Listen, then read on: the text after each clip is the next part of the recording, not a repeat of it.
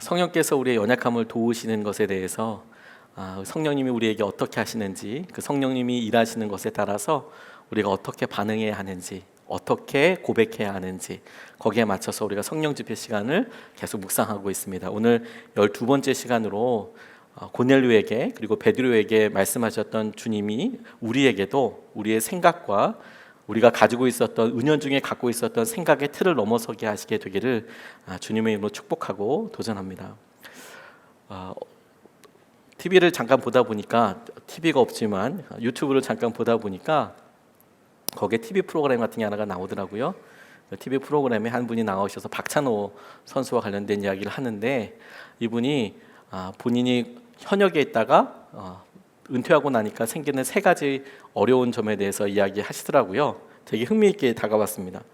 운동선수로서 열심히 은퇴하고 세계 정상급 선수였잖아요. 그러다 은퇴를 하고 나니까 변화가 세 가지가 있더라는 거예요. 첫 번째, 아픈 곳이 너무 많더래요. 이상하죠? 그렇게 운동을 열심히 했는데 운동을 딱 끝내고 나니까, 현역 생활을 딱 접고 나니까 아픈 곳이 진짜 많아지더랍니다. 그때만 해도 좋은 점수, 좋은 경기를 하기 위해서 몸의 극한까지 훈련을 해서 올리잖아요, 상태를. 그러다 보니까 자기 몸이 다치거나 근육이 상해도 잘 몰랐대요. 혹사하는지 잘 몰랐대요. 그런데 은퇴하고 나니까 얘네들이 비명을 지르는 거죠. 그동안에 어떤 근육들을 특정하게 아주 많이 쓰게 되는데, 프로 선수이다 보니까 아주 많이 쓰게 되는데 걔네들이 이제 나중에 너무 힘들게 하더라는 거예요. 그러니까 아프더라는 거죠. 그게 나중에 이게 왜 아프지? 가보니까 이게 자기가 투수로서 할 때 이렇게 봤던 것 때문에 힘들더라. 두 번째, 자기도 모르게 갖고 있었던 생각 같은 게 뭐였냐? 왕자병이 막 드러나더래요. 유명한 선수이다 보니까 어딜 가도 박찬호 선수 다 알고, 공항 들어올 때 박찬호 선수 다 알고, 비행기에서 다 알고, 어디 택시 타도 다 알고 막 이러잖아요. 다 아니까 내가 유명하다 이렇게 생각을 했는데, 은퇴하고 어느 정도 지나고 나니까 자기를 만나면 어린애들은 군인인 줄 안대요.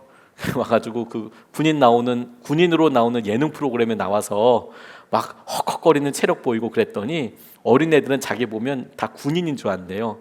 야구 선수가 아니라. 되게 자존심도 많이 상하고 참담했다고. 그래서 그 왕자병 깨지는데 시간 진짜 많이 걸렸더라고. 그리고 세 번째가 뭐였냐면, 엄청 많이 먹더라는 거예요. 은퇴를 하고 났는데도 은퇴하기 전에 운동선수 때 먹었던 그 식사의 양은 그대로 있어서 엄청 많이 먹게 된답니다.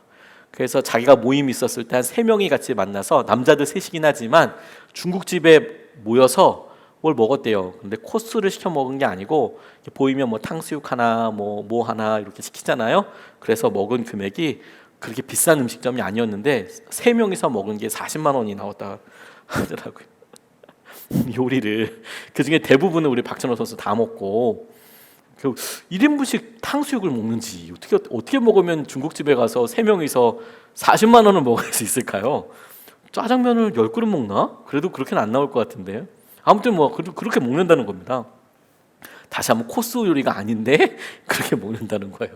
대단하죠. 그러니까 몸이 그냥 부대끼고 소화도 안 되고, 근데 그렇게 먹지 않으면 너무너무 힘들고 그렇다, 이렇게 얘기하더라고요. 자기가 계속 그렇게 생각했기 때문에, 살아왔기 때문에 생각에도, 자기 소화기관에도, 그리고 자기 몸에도 흔적이 그대로 남습니다. 영적으로도 딱 그와 같아요. 영적으로도 우리가 계속 해왔던 대로 그대로 관성이 붙어서 그렇게 가게 됩니다. 그래서 어느 순간에 그게 자기에게 있어서 더 이상 발전하지 못하고 성숙하게 하지 못하는 한계가 되고 있다는 것에 대해서 잘 몰라요.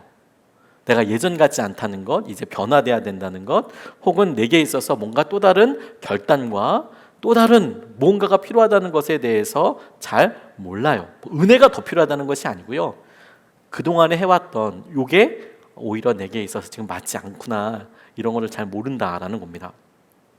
C.S. 루이스가 쓴 스크루테이프의 편지라는 글에 보면, 그게 일종의 동화처럼 두 사단이 서로 어떻게 이제 우리 크리스천들을 유혹해서 넘어뜨리느냐, 이런 관련된 이야기를, 사단들이 하는 이야기를 이렇게 적어놓은 그런 글이거든요. 거기 이런 얘기가 나와요. 한 사람이 그리스도인이 되어 크게 실망하는 일이 생겼어요. 자기가 관리하고 있었는데 회심을 했다는 거예요. 그러니까 너무 절망하니까 이 삼촌 마귀가 하는 말이 뭐였냐면 너무 절망할 필요가 없다.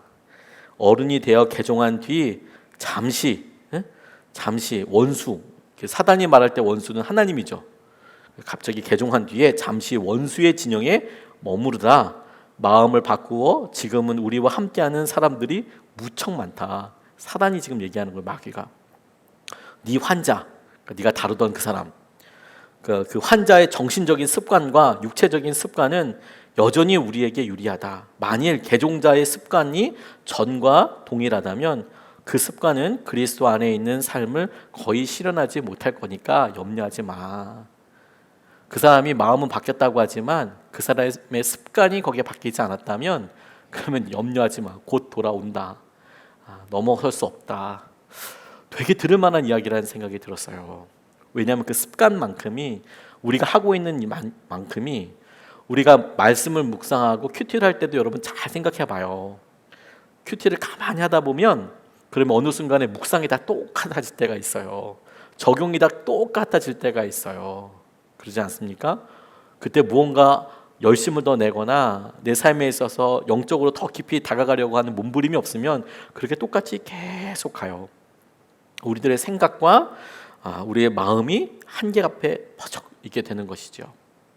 오늘 저는 이 본문 말씀에서 베드로도 나오고 고넬료, 영어 성경에는 코르넬리우스라고 나와 있는데요. 고넬료, 이 두 사람이 각각 자기에게 말씀하셨던 하나님, 성령님을 통해서 반응했던 일을 통해서 그들 가운데 있었던 습관, 한계, 자기의 삶에 경험해보지 못했던 일, 혹은 자기의 삶의 어려움, 두려움, 이것을 넘게 하는 것, 넘게 하는 도전, 이런 관점에서 질문해보고 그리고 묵상해보게 됐어요. 첫 번째로 우리가 고넬료에게서 우리의 한계, 우리의 습관, 우리의 생각, 이 생각의 한계를 넓히게 되는 도전을 발견하게 되는데요. 그게 뭐냐면 말씀을 통해서 그렇게 된다는 겁니다. 1절에서부터 8절까지 말씀이 쭉 길게 나와 있지만 이런 내용입니다. 주님께서 그에게 오셔서 말씀하세요. 천사를 보내셔서 요바에 베드로 있다. 사람 보내서 데리고 와라. 말씀 들어라. 이렇게 간단하게 이야기를 하지요. 그가 평소 때 기도하는 사람이라고 나와 있어요. 하나님을 두려워했다라고도 이야기합니다. 그리고 주위에 있는 유대인들에게 구제하는 일로, 선한 일로 유명했던 사람 같습니다. 그 말을 통해서 짐작하건대 그 역시 하나님의 율법에 대해서 어느 정도 알고 있었을 것이라고 생각이 들어요. 유대인들에게 친밀하고 하나님을 두려워한다고 이야기하고 하나님을 경외하기에 그가 하나님과 기도하는 사람이었다는 것을 보면 그가 율법에도 그리고 유대의 전통에도 잘 알고 있었던 부분이 있었을 거라고 쉽게 예측할 수가 있겠죠. 유추할 수가 있겠죠. 그에게 주님께서 그가 살고 있었던 그곳, 이탈리아 부대 이끌고 있었던 통솔했던 곳, 그곳에서도 그는 기도하는 사람이었고 여전히 하나님을 경외하는 사람이었다고 여겨지고 있는데 하나님께서 그의 삶에 네가 지금 뭔가 영적으로 변화돼야 돼. 네가 지금 뭔가 사람들에게로부터 말씀이 필요해. 너에게 지금 소중한 무언가가 필요해 라고 생각하셔서 천사를 통해서 그에게 말씀을 건네오셨어요. 고넬료가 문제 가운데 있었던 것은 아니지만 그의 삶의 변화로 인하여서 변화를 위해서 하나님께서 하신 첫 번째 도전과 일이 뭔지 아세요? 그에게 말씀하셨어요. 근데 말씀하신 것으로는 변하지 않아요. 근데 그가 그 말씀에 그대로 순종했어요. 우리가 하나님께서 말씀하실 때 그 말씀에 순종해 보는 것이, 순종하는 것이 우리가 갖고 있었던 그동안의 생활의 틀, 생각의 한계, 습관의 틀을 넘어설 수 있는 첫 번째 방법입니다. 주님 내게 말씀하실 때 이 말씀에 따라서 내가 순종하는 것. 대부분 여러분 그런 순종과 그런 마음에 대해서 우리가 한계 이렇게 기대하지 않는 것 같아요. 해보지 않으려고 하고요. 그러다 보니까 늘 우리가 매일 똑같이 이렇게 되는 거죠. 그래서 맨날 똑같은 일을 보내면서 뭔가 변화가 있기를 바라기도 하고 그렇게 해요. 근데 그렇게 해서는 변하지 않죠. 하나님께서 우리에게 하시는 말씀에 대해서 이해가 되고 이해가 안 되고는 두 번째 말씀이고 내가 주님께서 하신 말씀에 대해서 내가 순종하는가. 그리고 그렇게 순종해 보는 것이 우리에게 놀라운 증거가 되는 거예요. 빌립이 성령께서 그에게 인도하실 때 너 광야로 나가라 할 때까지만 해도 무슨 일이 있을지 몰랐어요. 무슨 일이 있을 줄 몰랐습니다. 그런데 성령의 음성을 따라서 순종해서 나갔더니 거기에 마차 보이고 그 마차 안에 에티오피아의 내시가 이사야서를 마침 읽고 있고 그 이사야서에서도 유독 메시아와 관련된 말씀 구절을 읽으면서 이게 도대체 무슨 뜻이야? 라고 고민하고 있었어요. 모든 환경과 모든 마음남들을 다 주님께서 만들어 놓으시고요, 그 앞에 지나가게 하셨습니다. 그래서 만났고 세례도 받게 되고 각각 자기의 길을 가게 되었잖아요. 여기서 핵심이 뭐냐면 빌립이 주님께서 말씀하셨을 때 가보지 않았다면 만날 수 없었다라는 거예요. 그런데 가라고 말씀하신 그 명령이 전혀 합리적이지 않았다라는 거예요. 주님의 말씀이 우리에게 임했을 때 빌립처럼 왜 생뚱같이 광야를 가야 해? 왜 그런 일을 해야 하지? 그게 지금 내게 중요한가? 이런 일들로 우리에게 다가오지만 우리가 성령님 앞에 말씀 앞에 순종하는 것을 통해서 우리의 삶이 확장되고 우리의 생각의 한계를 넘어서게 돼요. 한 번도 경험해 보지 못했던 은혜를 경험하려면 어떻게 하면 되는지 아십니까? 아주 쉽게 한 번도 해보지 않은 순종을 해보면 돼요. 그럼 하나님께서 놀랍게 역사해 주시거든요. 한 번도 해보지 않던 순종을 해보려고 하면 됩니다.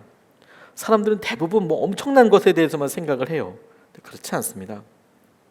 어느 날 어떤 젊은 분이요, 엔지니어로서 이렇게 활동하는데, 그런데 쭉 자동차를 몰고 고속도로를 달려가는데 갑자기 너무 외롭다는 생각이 들더래요. 차를 타고 가다가 운전하고 가는데, 혼자 이렇게 운전하고 가는데, 근데 문득 마음속에 어떤 음성 같은 게 들리더래요. 마음속에. 그런 일은 진짜 처음이었대요. 근데 음성이 뭐라고 들리냐면 이렇게 말씀하시는 것 같더래요. 자기에게 너 샛길에 차를 세워두고 함께 걷자꾸나, 이렇게 갑자기 말씀이 들리더래요.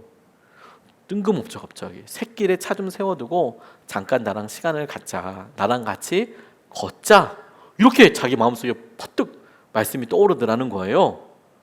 평소 때 같으면 어떻게 했을까요? 빨리 고속도로 가야 되는데 샛길에 가려면 고속도로 나가야 되고 차 세워야 되고 어딜 가요? 피곤할 수도 있고, 그리고 목적지까지 가야 되고 무슨 계획이 있을 수도 있잖아요. 너무 외로웠다는 마음이 들었고, 근데 마음속에 그런 생각이 드니까 이분이 진짜로 차를 세우고 빠져서 세워서 잠시 차에서 내려와서 걸었대요. 너무 쓸쓸한 느낌이 들더라고요. 그리고 주님과 나란히 걷는 장면을 떠올리려고 막 노력하는데 근데 더 외롭더래요. 갑자기. 근데 바로 그때 그분이 내 중심에서, 자기의 중심에서 말씀하시는 걸 알겠더래요. 자기 마음속에서 주님께서 어떻게 이야기하시는지. 근데 그렇게 말씀해 오시는 게 자기에게 주님께서 너무 가깝게 계시는 거구나, 너무 함께 하고 계시는 거구나, 그걸 알게 됐다는 거예요. 너무 놀라운 경험이었다고. 제게 있어서도요, 주님께 말씀으로 주님께서 얼마나 가까이 계신지 새롭게 알게 된 때가 있었어요. 저 대학교 다닐 때 연극했었거든요. 그래서 학교 노천극장에 가서 연극 단원들끼리 서로 발성 연습하고 그랬습니다. 그러면 노천극장이 크잖아요. 엄청 크잖아요. 그럼 이쪽 끝에서 한 명 서고 저쪽 끝에 한 명 서서 서로 얘기를 해요. 들리겠어요? 안 들리죠? 야! 밥은 먹냐? 이런 간단한 얘기를 해도 발성이 좋은 사람들은 잘 들리지만 대학생들이 그렇게 잘하진 않잖아요. 소리가 저 멀리까지 전달 안 되는 거 그때 잘 알았었거든요. 근데 어느 날 말씀 보다 보니까 주님께서 제게 목자의 음성 편에서 주님의 음성을 듣는 것에서 요한복음 10장 27절 말씀에 내 양은 내 음성을 들으며 나는 그들을 알며 그들은 나를 따른다, 이 말씀을 제 마음속에 쿡 도전하시면서 말씀하셨어요. 그 중에서도 내 양은 내 음성을 듣는다라는 표현이 저에겐 전혀 새롭게 와서 닿았어요. 양은 음성을 듣는다, 순종한다, 알아차린다, 이런 뜻이기도 하잖아요. 근데 제게는 이게 공간적인 느낌으로 다가왔어요. 그게 무슨 말이냐면 제가 설교할 때 크게 목소리를 크게 하는 편이 아니지 않습니까? 그래서 마이크가 없으면 되게 곤란해 하시는 분들이 많이 있으세요. 뒤에 계신 분들은 거의 소리가 안 들리니까요. 막 부흥사처럼 소리를 막 꽉꽉 지르고 이러면 좀 이렇게 뒤에 계신 분이 어떻게 들릴지 모르겠지만 저는 사실 그렇게 발성하지 않거든요. 그냥 말하듯이 이렇게 이야기하다 보니까 마이크가 없으면 넓은 공간에서 설교하면 곤란해져요. 근데 그게 제게 되게 은혜더라고요. 주님이 얼마만큼 가까이 계시는 줄 아세요? 음성이 들릴 만큼 가까이 계신데요. 저한테 그렇게 깨달아지더라고요. 너무 감사했어요. 아, 그렇구나. 주님께서 우리에게 그렇게 옆에서 가까이 계시고 우리에게 말씀해 주고 계시는 것이지. 그리고 그렇게 말씀해 오신다는 것에 대해서 우리가 그렇게 가까이 계시니까 기도할 때 주님께서 아주 가까이 계시니까 내가 말하고 함께하는 것이 믿어지더라고요. 그러니까 어느 날 기도할 때 주야 크게 기도하면서 부르짖는 기도도 하지만 내가 신음소리라도 내도 주님께서 멀리 들릴 만큼 크게 기도할 때도 분명히 들으시고, 내가 작게 기도할 때는 힘들어서 어려워서 피곤해서 그렇게밖에 기도 못할 거잖아요. 근데 그렇게 가까울 때는 더더더 가까이 계셔서 우리 기도를 듣겠다고 생각이 깨달아지더라고요. 말씀을 통해서 주님께서 우리에게 말씀하세요. 그리고 그 말씀에 순종할 때 주님께서 우리의 생각의 틀을 깨세요. 주님 왜 내게 이런 말씀을 주실까? 주님 왜 내게 이렇게 준비하도록 하실까? 주님이 내게 왜 이런 것에 대해서 기도하게 하여 주실까? 주님이 왜 내게 이것에 대해서 반응하라고 말씀하실까? 왜 부담을 주실까? 여러분, 우리가 그런 것들에 순종하는 것이 없어졌어요. 그러니까 주님께서 어떻게 우리에게 일하시고 역사하시는지 잘 몰라요. 홍민기 목사님이라고 예전에 호산나 교회라고 부산에 아주 유명한 교회가 있습니다. 거기 담임하시다가 이제 그만두시고 나오셨는데, 그분이 한 번은 비행기 타고 있었을 때 간증을 나누셨어요. 비행기를 타는데 비행기 옆에 있는 분이랑 이야기하는 게 참 생각보다 쉽지 않거든요.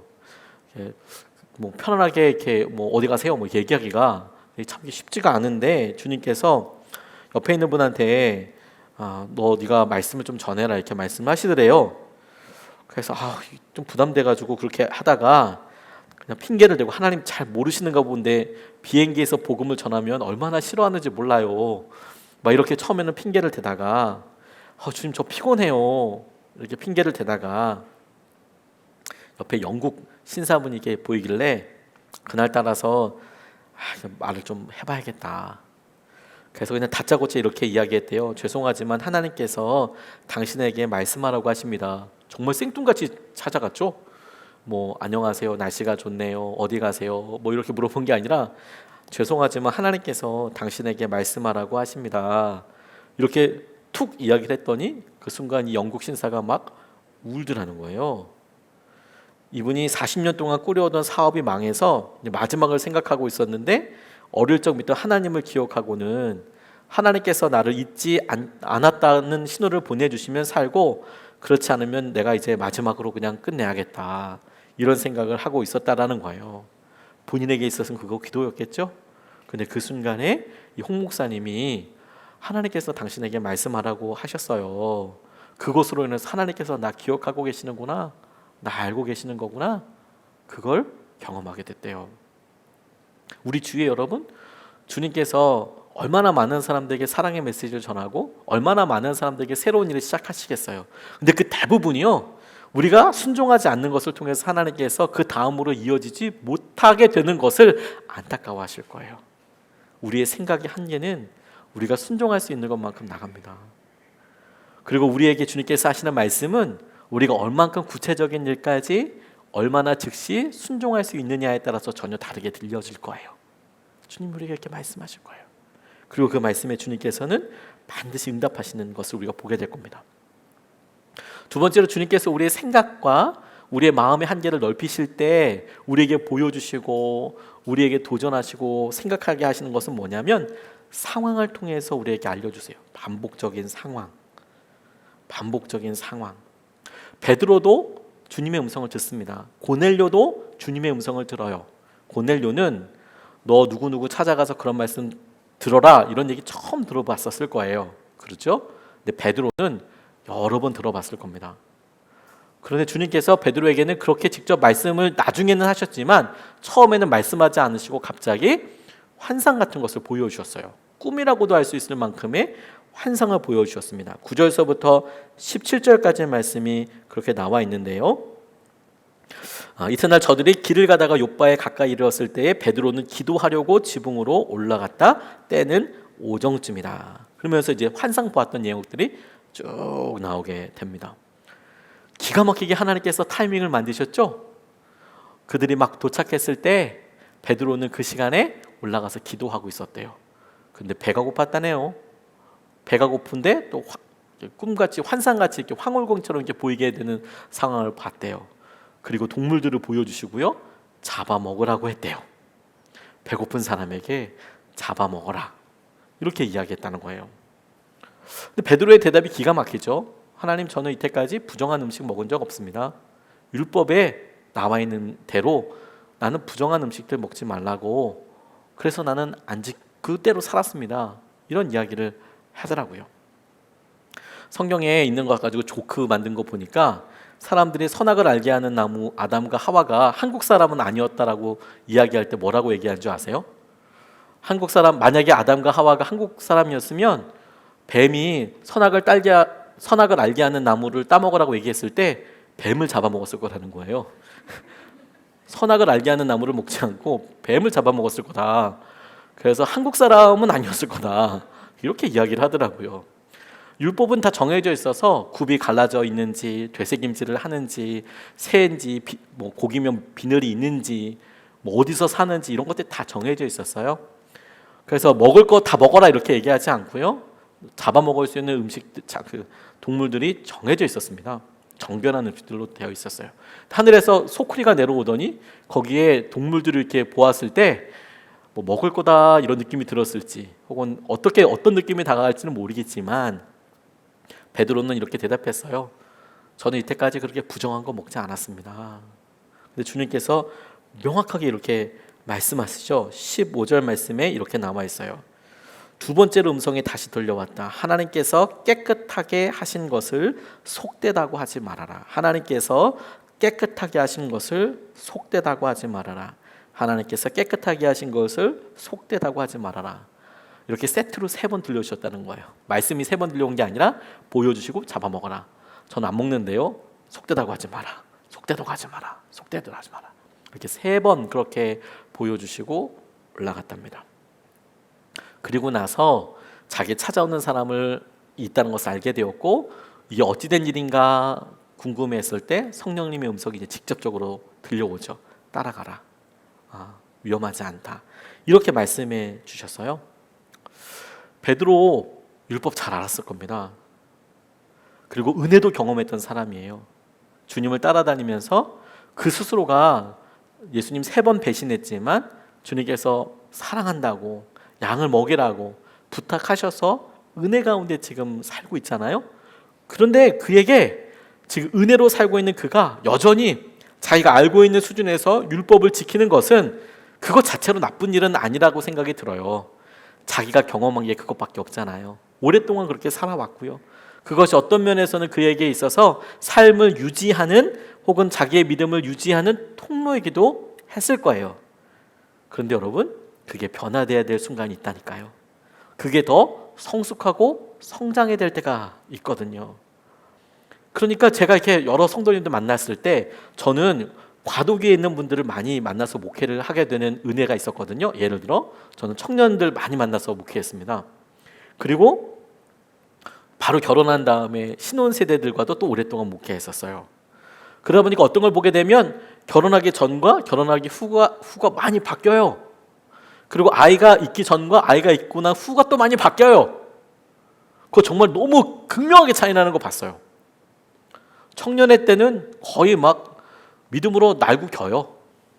장난 아닙니다. 진짜 엄청납니다. 믿음의 고백과 기도와 믿음을 쓰는 거 보면 대단해요.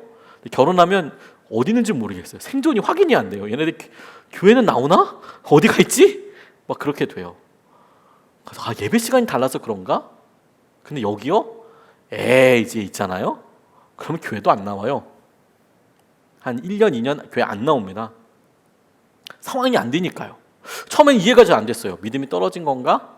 근데 그렇게 이제 신방하면서 자주 보다 보니까 하나님이 제게 굉장히 중요한 은혜를 알게 해주셨어요. 노력은 하더라고요. 근데 안 되는 게 있더라고요. 안 되는 게. 그래서 그때부터 형제들 자매들한테 이렇게 얘기해 줬어요. 지금 청년의 때의 믿음과 그때 가졌던 시간으로 지금의 모습을 재려고 하면 안 돼. 그때랑 지금이랑 자가 달라, 자가. 그때는 센티미터 자라면 지금은 미터제로 자야 돼. 상황이 많이 바뀌었잖아. 똑같이 하면 어려울걸? 그래서 바른 자가 필요해. 바른 자가. 상황이 바뀌고 그럴 때 그게 뭐 퇴보도 아니고 타협도 아니고 하나님께서 너를 어떻게 인도하시는지 되게 중요해. 그때 주님을 다시 간절히 찾는 게 너무너무 중요하더라. 이렇게 조언해 줄 수 있도록 하나님께서 이끌어 주시더라고요.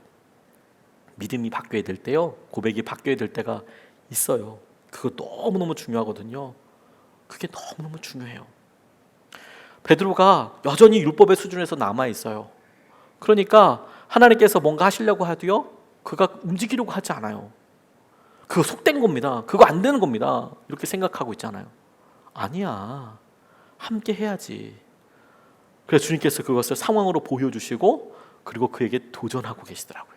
상황은, 우리에게 보여주신 이 상황은 하나님께서 우리를 반복적으로 보여주시는 것을 통해서 우리가 넘어서게 하시는 귀한 은혜예요. 은혜. 요즘 윤희가 다음 주에 갑자기 시험 본다고 그래가지고 저희 교회 집에 불이 떨어졌어요. 첫 번째 시험을 본다고 그래가지고 왜 아빠인 제가 이렇게 갑자기 막 경무에 시달리게 되는지 모르겠어요. 뭐 경무라고 그래봤자 뭐 길게 하는 건 아니지만 잠깐 조금이라도 가르쳐 주려고 노력을 하는데 제게도 굉장히 프로블럼입니다. 이게 큰 문제예요. 어저께 가르치다 보니까 재미있는 단어 하나가 나오더라고요. 프로블럼이라고 해야 되나요? 프로블럼. 이걸 또 이렇게 제대로 발음하려고 하니까 또 갑자기 또 안 되네요. 문제라는 뜻이에요. 문제. 프로블럼. 문제라는 영어 단어입니다. 중학교 1학년 단어에 영어책에 프로블럼이 나오더라고요. 그래서 프로블럼을 설명하는데 진짜 프로블럼이더라고요. 이걸 어떻게 설명해 줘야 되냐. 근데 이해도 하고 설명도 하는데 문득 제가 이 말씀을 이렇게 묵상하고 이러다 보니까 프로블럼의 뜻이 우리가 삶에서 만나는 문제를 말하거든요. 그래서 이거 뭐 불편하고 힘든 거 그렇게 보통 적용도 돼요. 그래서 그거 나한테 전혀 불편함도 아니고 문제도 아니에요. 그래서 영어로도 그렇게 표현하면 되고 문제도 아니에요. 고맙다고 얘기해도요, 이거 문제 아니에요. no problem이라고 얘기해요. 괜찮습니다. 이렇게 이야기합니다. 보통 우리 삶에서 만나는 문제들, 역경까지는 아니더라도 문제를 직면하는 여러 불편함들을 프로블럼이라고 표현해요. 미국 사람들이. 그리고 또 하나 재밌는 거는요, 실제로 문제를 풀었을 때 그 문제도 프로블럼이라고 그래요. 뭐 수학 문제 1번, 2번 그 1번 문제도 프로블럼이라고 이렇게 이야기하거든요. 제가 이렇게 프로블럼 설명하다가 시험지를 이렇게 보게 됐어요. 거기 프로블럼들이 진짜 많더라고요. 1번, 2번, 3번, 4번, 5번, 6번, 7번, 8번. 한 번도 그렇게 생각해 보지 못했는데 제가 이렇게 가만 보다 보면 우리 성도님들께서 제게 기도 제목들 이렇게 나눠주시면 제게도 그게 똑같은 프로블럼이 되거든요. 성도님들이 삶 가운데 만나는 문제가, 프로블럼이 제게 나눠주셔서 그거는 그분들 거니까 이렇게 접근하지 않고 저의 프로블럼이라고 생각해요. 제 문제라고. 그래서 같이 기도하죠. 근데 저는 어떤 일들이 있냐면 그런 문제들이 계속 모이니까 프로블럼들이 굉장히 많은 거예요. 근데 저만 그런 게 아니고요. 성도님들 힘든 상황들을 만나보면 프로블럼이 굉장히 많은 거예요. 경제적인 문제부터 시작해서 관계, 그리고 건강, 이런 일들이 한꺼번에 프로블럼들이 많이 생기는 거예요. 그리고 어떻게 해야 될지를 모르겠는 거예요. 어떻게 풀어야 될지를 모르는 거예요. 마치 중학교 1학년짜리 아이가 프로블럼 문제들이 이렇게 앞에 있는데 그 문제를 어떻게 풀어야 되지, 뭐부터 풀어야 되지 모르는 것처럼. 근데 제게 어떤 깨달음이 왔냐면 그렇구나, 문제가 이렇게 많은 거를 시험 본다고 하는구나.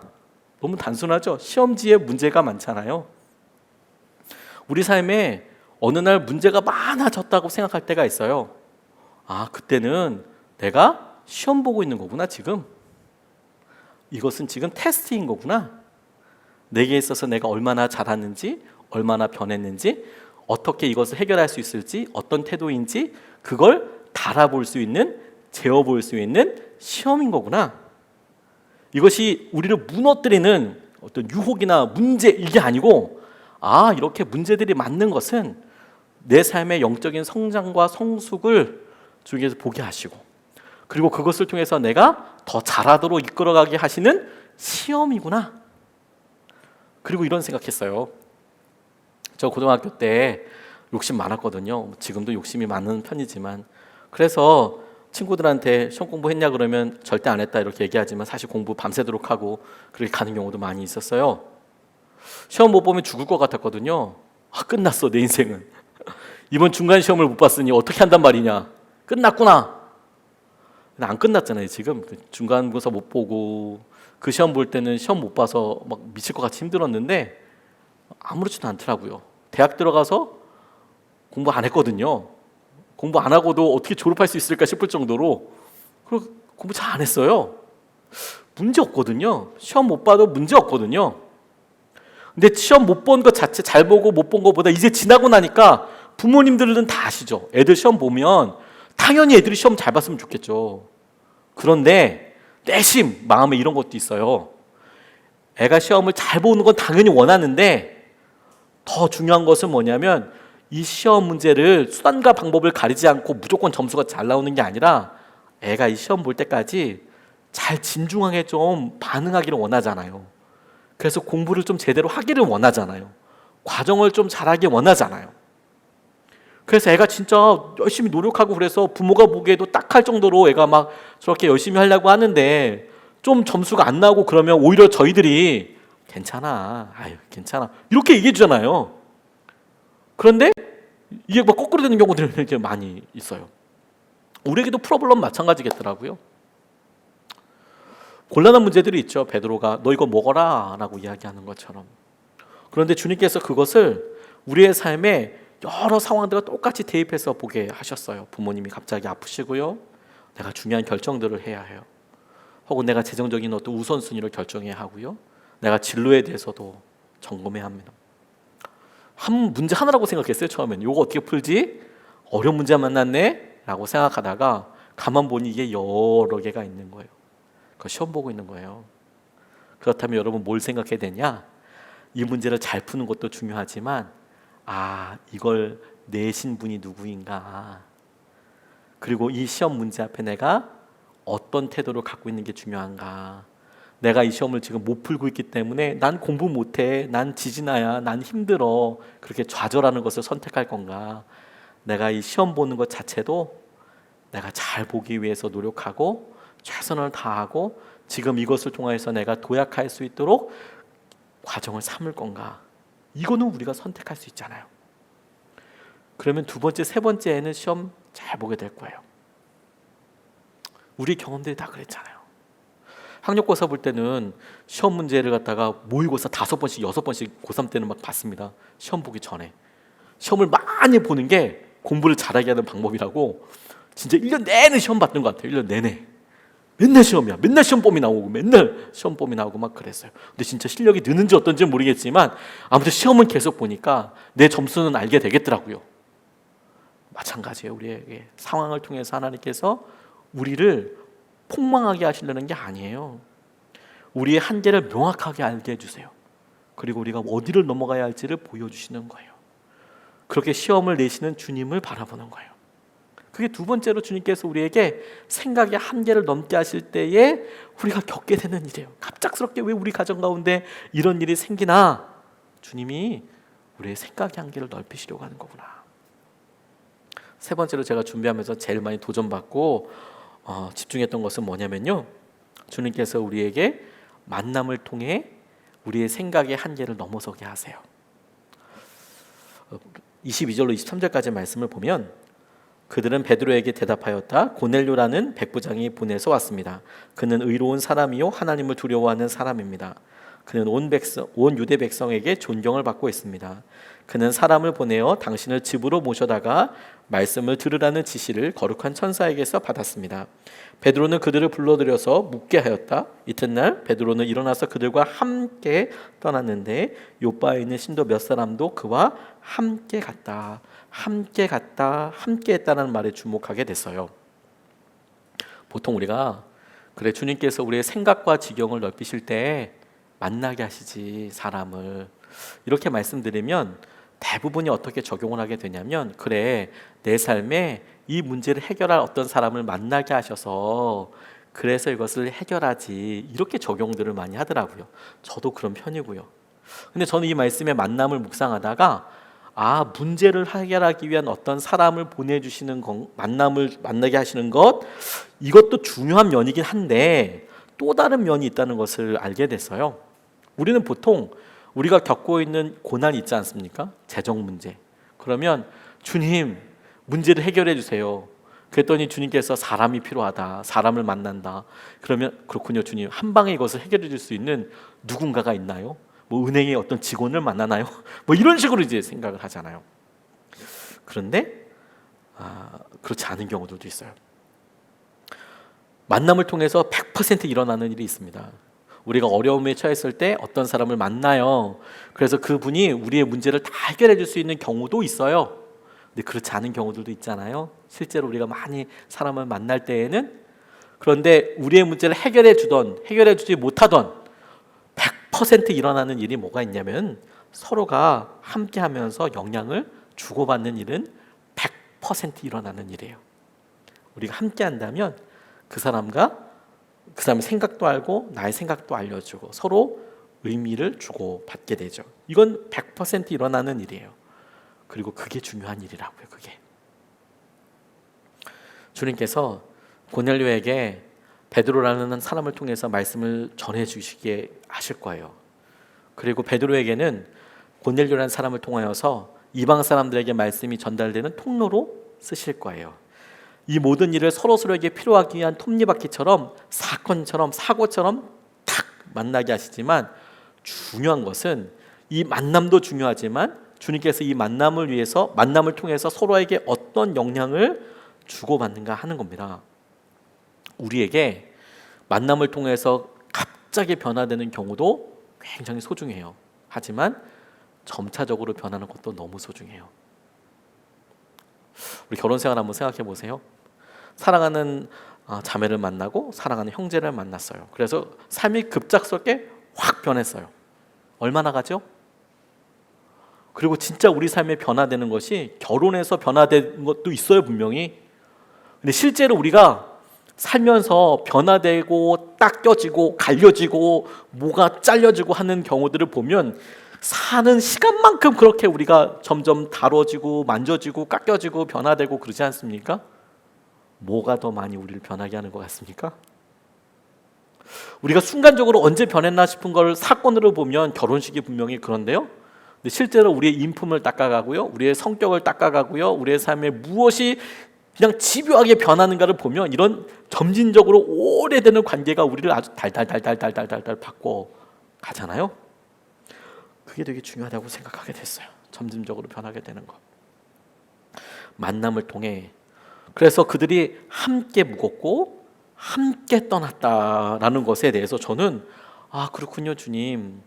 주님께서 이미 만나게 하시고 보여주신 사람들에 대해서 우리가 함께하는 과정이 너무 중요하겠군요. 내가 지금 만난 이 사람을 우리는 내 문제를 해결해 줄 사람이냐 아니냐 가지고 평가해요. 필요한 사람, 아닌 사람. 그게 아니고 하나님께서는 내 이 문제에 이 사람이 어떻게 개입될지 나는 잘 모르겠지만 지금 나의 성품과 나의 믿음과 나의 태도를 닦고 다루고 바꾸기 위해서 꼭 필요한 사람이라고 우리에게 붙여주신 거예요. 우리는 사건 중심으로 보다 보니까 이 사람을 통해서 우리가 한 방 해결되냐 안 되냐.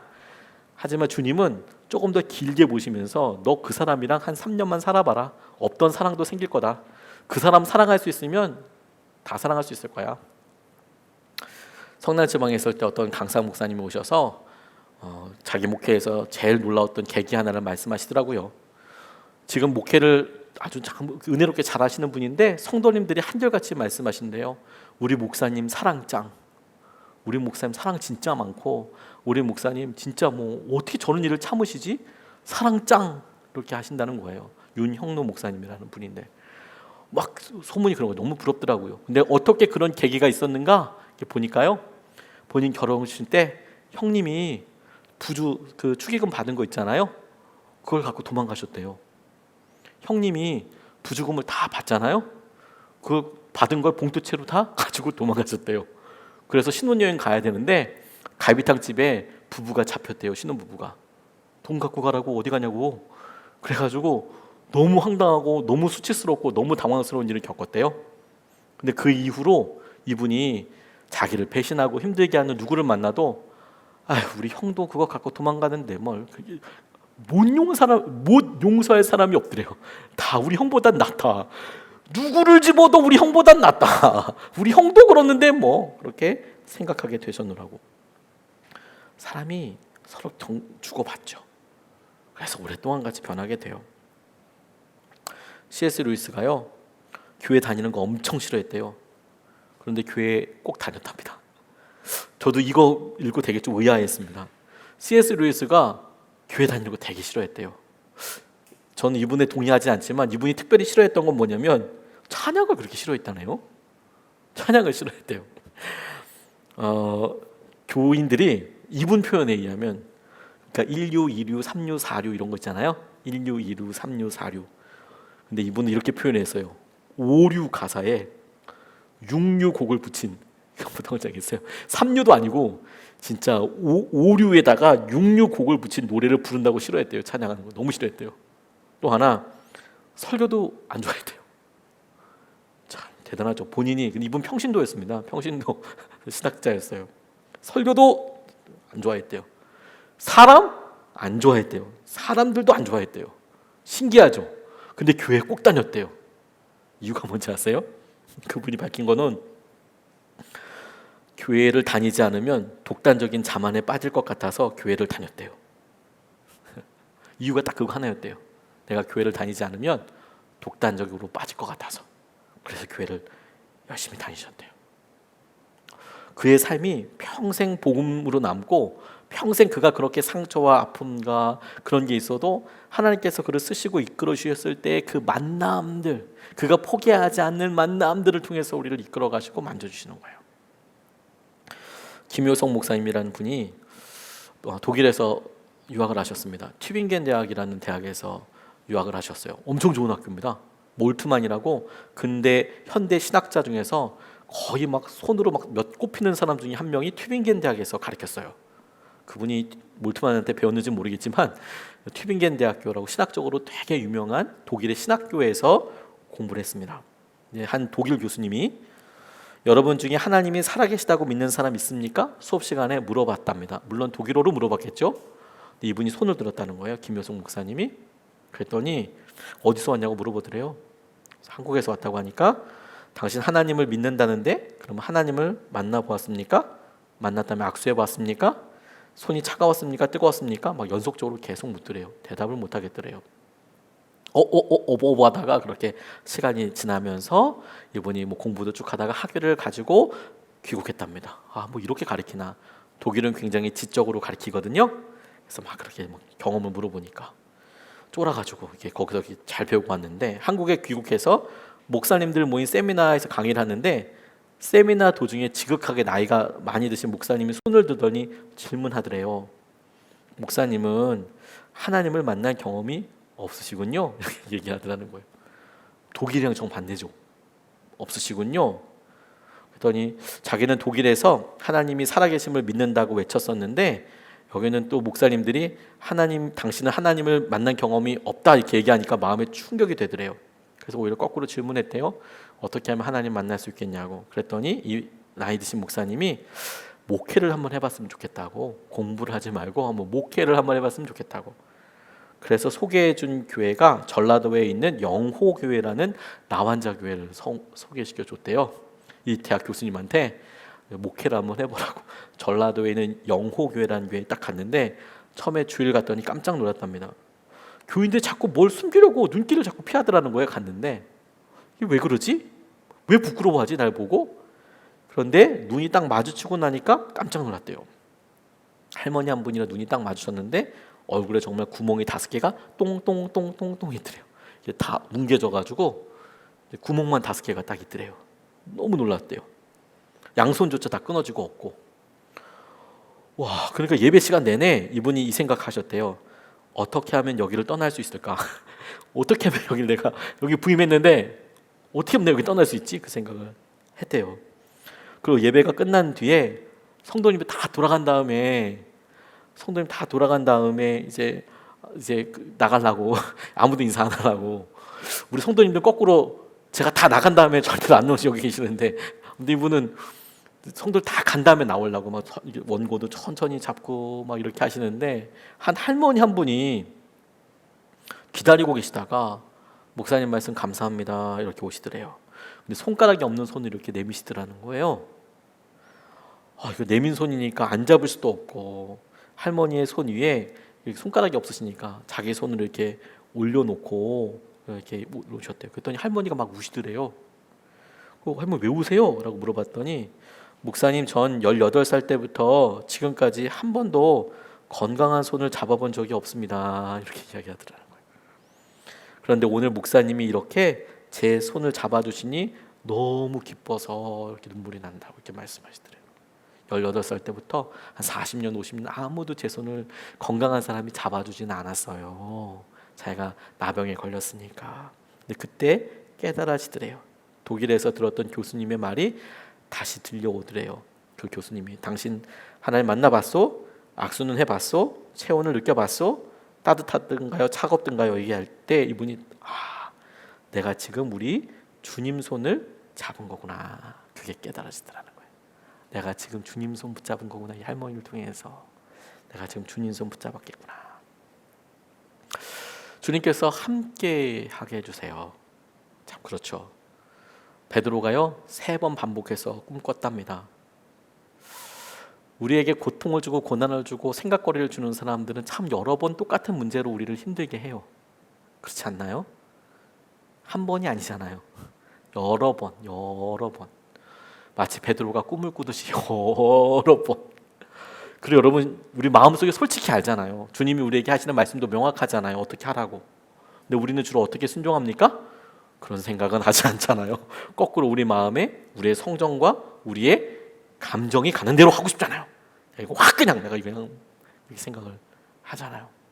근데 주님은 이미 우리 가운데 함께하고 계세요. 증거가 뭔지 아세요? 그 사람들 통해서 우리에게 반복적으로 우리의 삶과 생활을 간섭하고 계시거든요. 이미 하고 계세요. 주님께서 만남을 통해서 우리의 생각과 한계를 넓히세요. 어떤 때는요, 결혼식과 같이 기가 막힌 사건을 통해서 쾅 우리를 바꾸시죠. 그런 일들도 우리 삶에 가끔 있습니다. 근데 여러분, 최근에 그런 일이 없으셨다고 해도 여전히 이 말씀 우리에게 실제합니다. 왜요? 마치 우리가 결혼을 하고 우리 자녀들에게 계속 다루심을 받듯, 우리 배우자에게 계속 다루심을 받듯, 우리 부모님들에게 계속 다루심을 받듯, 주님은 만남을 통해서 함께 하려고 할 때 우리의 마음을, 우리의 생각을 넓혀가고 계시거든요. 이것을 우리가 믿음으로 고백하는 게 오늘 필요한 거예요. 믿음으로. 힘들어 죽겠습니다 주님 이렇게 할 게 아니라, 하나님 이것이 제게 믿음의 도전인 것을 알았습니다. 하나님 이것이 믿음으로 말씀하시는 거니까 제가 이 사람들을 주님의 시선과 믿음으로 보게 해주십시오. 제가 이 상황을 믿음으로 보게 해주십시오. 그게 우리에게 필요한 거예요. 그게 주님께서 우리에게 이미 허락하신 은혜와 생각들을 넘어서게 하시는 놀라운 통로라고 믿습니다. 주님이 우리를 그렇게 붙잡아 주실 거예요. 주님이 우리의 생각을 넓히십니다. 오늘도 여러분, 우리가 속상해서 왔지 않습니까? 우리의 생각과 우리의 믿음이 여전히 좁게 우리를 규정하고 있기 때문에 그래요. 우리가 맞지 않는 옷처럼, 꽉 막힌 옷처럼 답답하다면, 그렇다면 주님의 말씀에 순종해 보세요. 전혀 다른 것들이 보여지게 될 거예요. 우리에게 계속 똑같은 상황이 보인다면, 그렇다면 주님께서 그 상황을 통해서 우리에게 보게 하여 달라고, 문제들이구나, 그럼 내가 지금 시험 보고 있는 거구나, 이 한 프로블럼이 아니라 프로블럼들이 있는 시험지를 내가 앞에 하고 있는 거구나, 그렇다면 이 시험지를 내 인생에 주신 하나님을 내가 보는 거예요. 뿐만 아니라 여러분, 주님께서 우리에게 만남을 통해 이끄시잖아요. 우리에게 놀라운 만남도 주님께서 허락해 주실 것이지만, 이미 놀라운 만남들을 통해서 우리 다루고 계시잖아요. 그걸 주님의 눈으로 우리가 고백하자고요. 주님께서 오늘 우리의 기도와 우리의 고백을 통해 우리를 잘하게 해 주실 거예요. 우리 같이 기도하고 찬양하고 같이 기도하겠습니다. 주님 말씀하시면 우리가 나아가서 우리가 주님의 뜻대로 살도록 우리가 찬양하겠습니다.